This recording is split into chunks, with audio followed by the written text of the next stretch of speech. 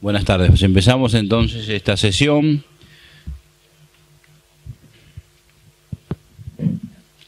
No tiene ningún título particular, por lo que veo, así que el primero en exponer va a ser Iván Kachanowski, de la Fundación Libertad y Progreso de la Argentina. El título de su ponencia es La Ley de Say invalida la teoría general de Keynes.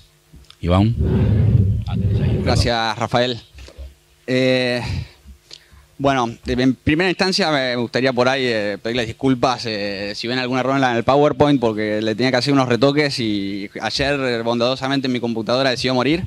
Así que bueno, tuve que pedir prestada una medio rápido y arreglarlo. Sí. También rompí los zapatos, así que disculpen. Así que ojo con las preguntas porque ando destructivo. Bueno, en verdad no voy a decir nada nuevo, ¿no? Este tema ya se habló muchas veces. Bueno, es difícil decir algo nuevo. Hay que ser muy sabio para decir algo nuevo, y conozco un dicho que dicen: para ser viejo y sabio primero hay que ser joven y estúpido, y todavía estoy muy metido en ese aspecto. Rompiendo un poquito el hielo, ahora quería marcar dos puntos principalmente.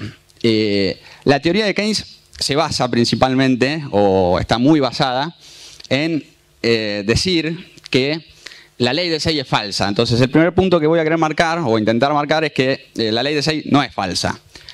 Y el segundo punto es que, si aún fuera falsa, Keynes tiene un problema enorme para planificar la economía. Así que primero tratar de demostrar que no es falsa, y en segundo punto, si lo fuera, seguimos en problemas. Vamos con el primer punto. ¿Qué dice la ley de Say? Dice llanamente, en formato muy sencillo. Say, la oferta crea demanda. Es decir, la oferta crea demanda. ¿Cómo podemos ver esto en términos sencillos? El mejor ejemplo siempre es pensándolo en bienes, dejando primero de lado el dinero afuera, después lo podemos agregar, y viendo un ejemplo de trueque de dos bienes. Supónganse que yo rompo mis zapatos y quiero conseguir zapatos. Voy a tener que ofrecer un bien a cambio primero. Por ejemplo, esta camisa. Entonces, si a mí me sobra una camisa y quiero demandar zapatos, primero tengo que ofrecer esta camisa. En este sentido, la oferta crea demanda. Digamos, para demandar algo, primero necesito ofrecer. Eso es lo que dice la ley de Say, y esto es lo que va a criticar Keynes para después elaborar su teoría general. Va a decir que esto no es verdad. ¿Y cómo realiza su crítica Keynes?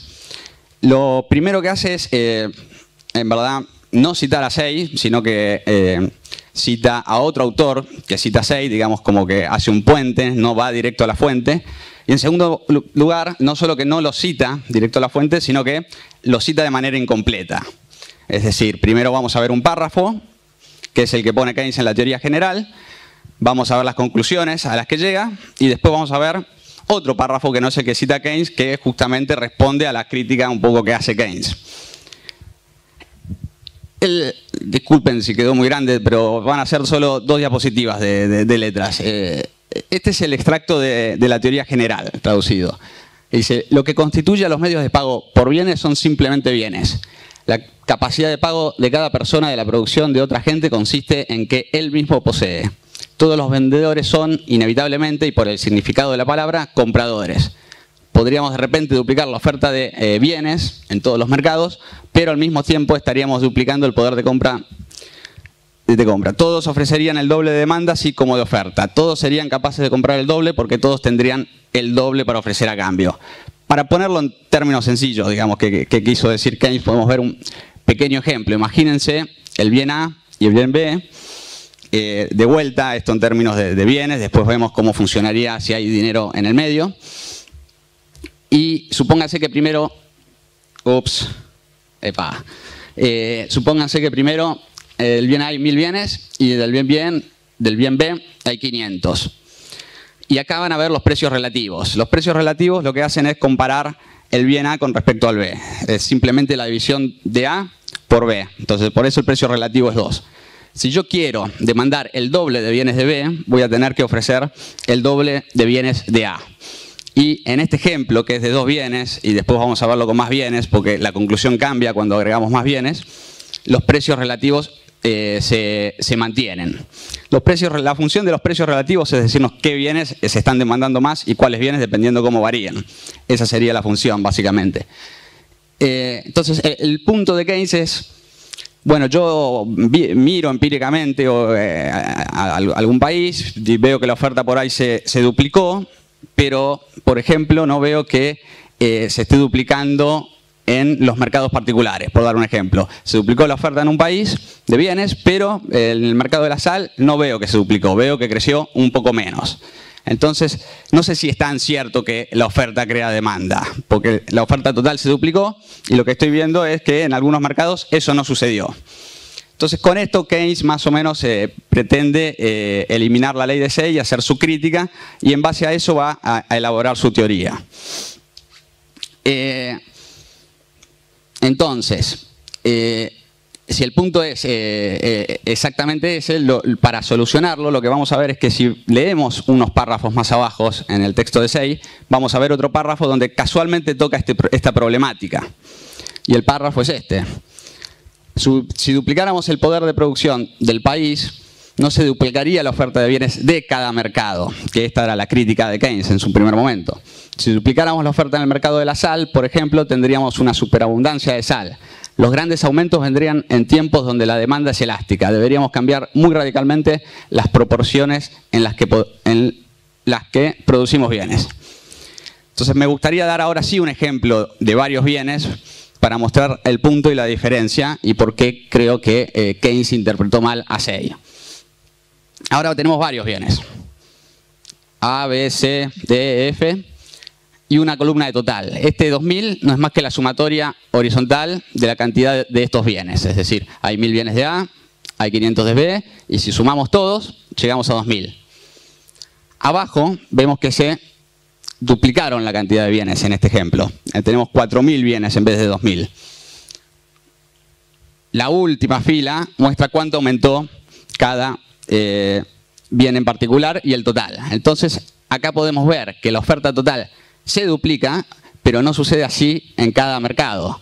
Por ejemplo, el F se quintuplicó, el E y el D se triplicaron, el C incluso bajó, el B no creció el doble, el A se mantuvo. Y esto es lo que decía Say en su segundo párrafo, digamos. Puede duplicarse la oferta total de bienes, pero eso no quiere decir que se vayan a duplicar en todos los mercados. Y ese es el punto. Y acá agregamos algo, esto cambia algo también. Ya los precios relativos no se mantienen, ahora los precios relativos varían. Antes, acá, el precio relativo entre 1500 era 2, ahora entre 2000 y 850 no es más 2, cambió. Para que sea 2 esto debería ser 1000. Con lo cual los precios relativos cambiaron y eso nos empieza a mostrar que se están demandando algunos bienes más que otros. Eso es lo que mencionaba después ahí con el tema de las elasticidades, etcétera, etcétera. Pero básicamente esto. Y también cambia por las valoraciones de las personas, ¿no? Que son valoraciones subjetivas.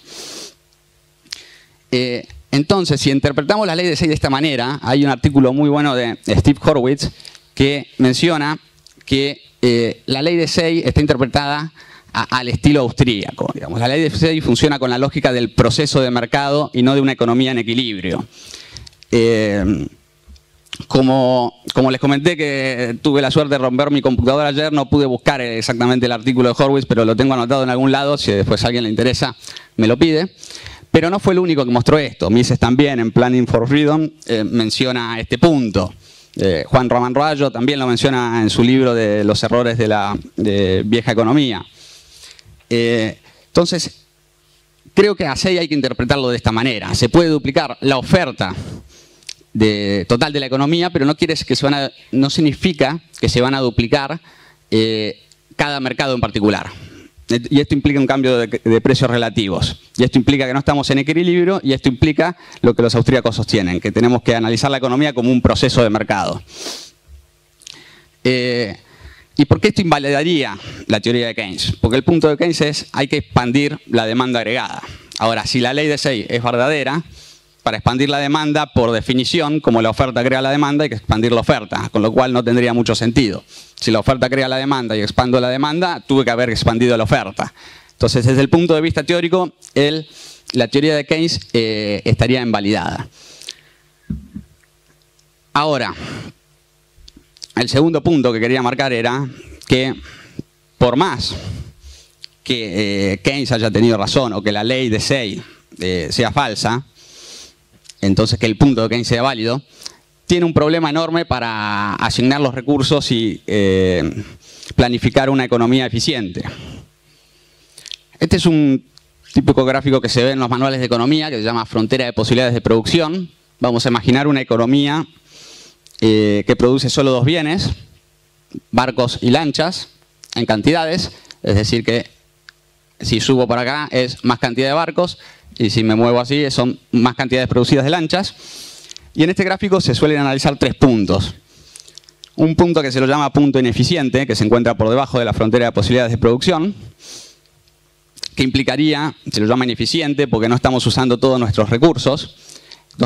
No estar usando todos nuestros recursos quiere decir que podríamos estar produciendo más bienes si no lo estamos haciendo, y por eso es ineficiente.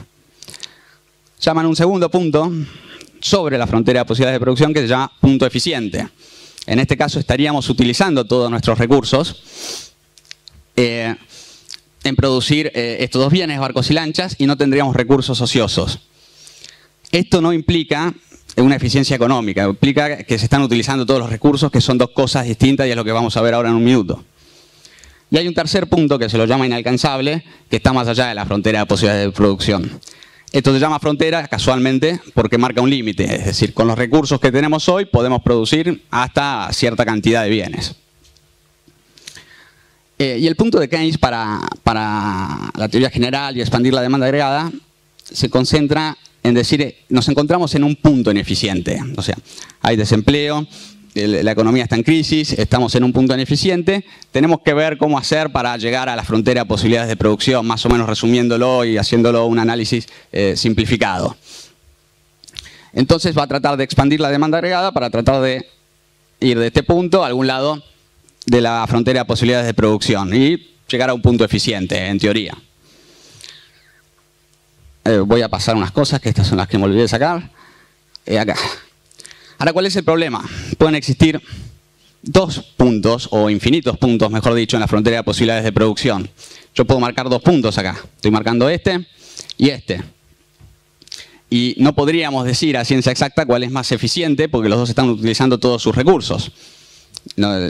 Si la eficiencia implica usar solamente todos los recursos, estos deberían ser igual de eficientes. Entonces lo que estoy tratando de decir es que si yo me paro acá, estoy produciendo, por ejemplo, más lanchas que barcos.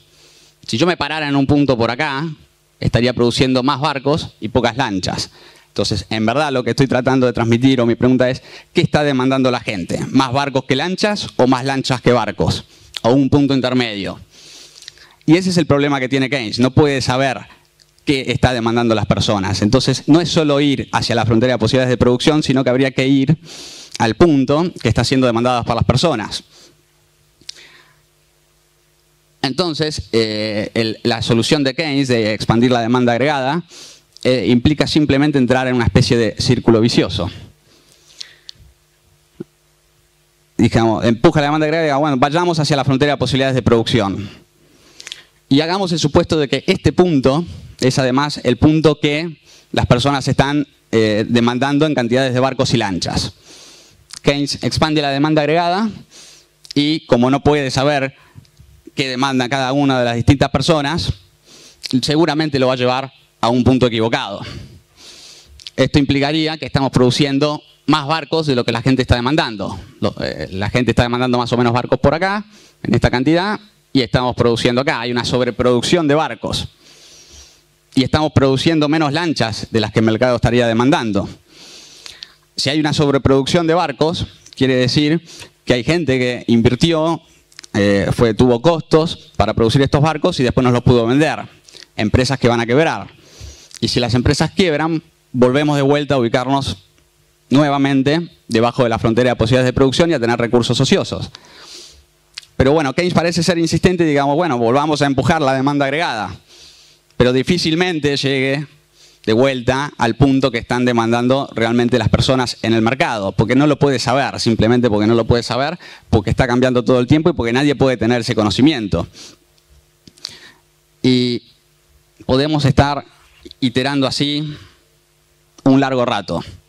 Y además, estamos viendo un ejemplo con dos bienes, cuando en la economía hay muchos bienes, lo cual complica aún mucho más la cuestión.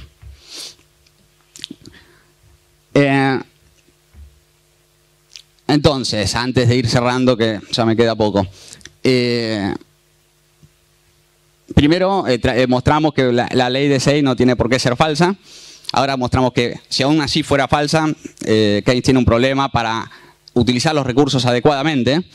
Entonces, ¿qué solución tenemos? Y bueno, esta sí es la que conocen todos, porque estamos en un congreso austríaco y tenemos que decir los precios de alguna manera nos van a tener que guiar. Aquí está el mismo gráfico que estaba un poco más atrás, marcando los 2 puntos sobre la frontera de posibilidades de producción, los 2 puntos eficientes.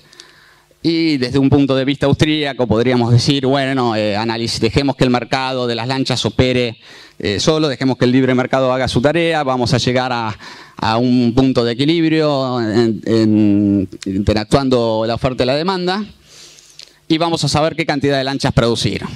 ¿Y qué nos guía? El precio. El precio nos va guiando a las cantidades que tenemos que producir. Ahora, esto en verdad no es exactamente así, porque los austríacos sostienen que el mercado no está en equilibrio. Yo estoy acá dando un ejemplo de mercado en equilibrio. Digamos, esto no es tal cual lo dirían los austríacos. Los austríacos hacen una distinción entre variables discretas y variables continuas. Las variables continuas son estas que vemos acá, estas curvas de oferta y demanda. Son continuas porque no están interrumpidas. Van continuas. Ahora, desde el punto de vista austríaco, lo que conocemos nosotros son variables discretas. Variables discretas quiere decir que conocemos puntos sobre la curva de oferta y curva de demanda. Si me paro del lado de la oferta, o más bien de la demanda,